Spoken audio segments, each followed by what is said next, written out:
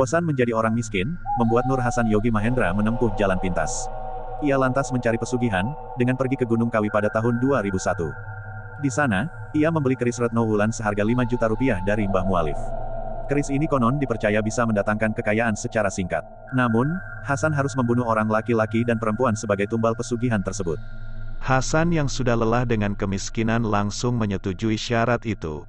Ia kemudian pulang sambil membawa keris Retno Wulan ke rumahnya di Desa Ngelebur, Kedung Pring, Lamongan. Beberapa tahun kemudian, nasib ternyata berpihak kepada Hasan.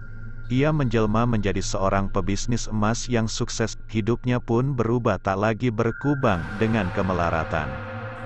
Hasan bukannya tak pernah bekerja keras sebelumnya, karena ia sempat bekerja menjadi pembantu, berdagang kerupuk, bahkan menggembala ternak orang. Namun ia tak tahan hidup miskin, tersisih dari keluarga dan dihina di lingkungannya. Tapi setelah dari Gunung Kawi, roda nasib Hasan berubah, bisnisnya sukses, putaran uang yang dikelola bukan hanya puluhan tapi sudah ratusan juta. Ia juga membuka usaha sampingan warung telepon, wartel, di depan rumahnya. Sebuah usaha yang mewah di zamannya. Namun pada pertengahan Januari tahun 2005, hidup Hasan berubah saat sejumlah petugas dari Polres Lamongan mendatangi rumahnya.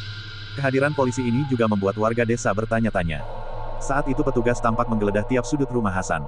Tak terkecuali setiap halaman rumah yang tak lepas dari pengamatan. Polisi lantas menemukan gundukan tanah tepat di halaman belakang. Saat dibongkar, ternyata timbunan tanah itu berisi sesosok mayat laki-laki.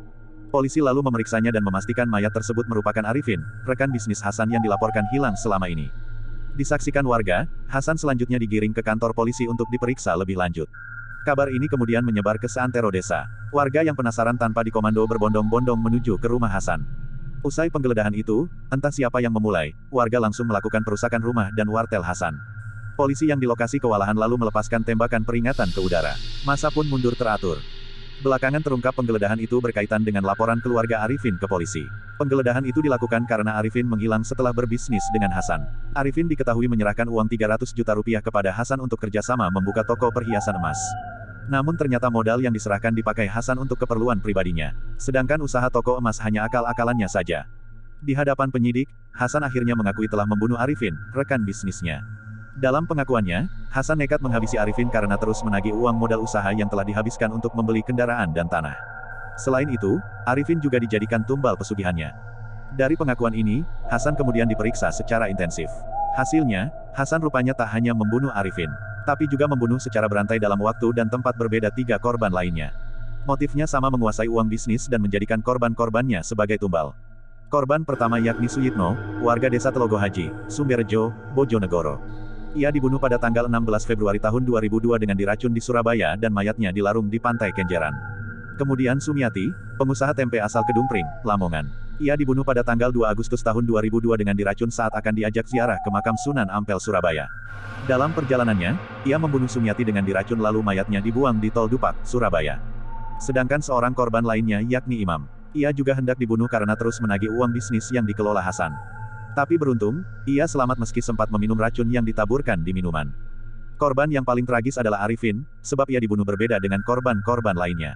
Arifin diketahui dihabisi dengan disembelih saat menginap di rumah Hasan pada malam tahun baru atau tanggal 1 Januari tahun 2005. Mayatnya lalu dikubur di halaman rumahnya. Kasus pembunuhan berantai ini segera menyita perhatian masyarakat. Selama menjadi pesakitan di Pengadilan Negeri Lamongan, sidang Hasan tak pernah sepi dari pengunjung umum dan para keluarga dan kolega korban. Tak jarang sidang selalu berakhir dengan kericuhan dari keluarga korban. Tak hanya Hasan, istri dan anaknya juga turut menjadi sasaran amuk dan sumpah serapah dari keluarga korban saat hadir di pengadilan. Mengetahui ini, Hasan bukan tak bertindak, ia memohon maaf dan siap dihukum mati, tapi ia meminta istri dan anaknya yang masih kecil tak turut jadi sasaran. Senin, tanggal 23 Mei tahun 2005, Majelis Hakim Pengadilan Negeri Lamongan menjatuhkan vonis mati terhadap Hasan. Vonis ini sesuai dengan tuntutan jaksa sebelumnya. Meski demikian, eksekusi mati Hasan hingga kini belum terlaksana. Sebaliknya, di dalam lapas kelas 1 Surabaya di Porong, Hasan telah bertaubat dan telah menjadi ustaz atau guru ngaji. Muridnya sesama narapidana pun tak sedikit. Hasan bahkan dipercaya pihak lapas sebagai khatib setiap salat Jumat.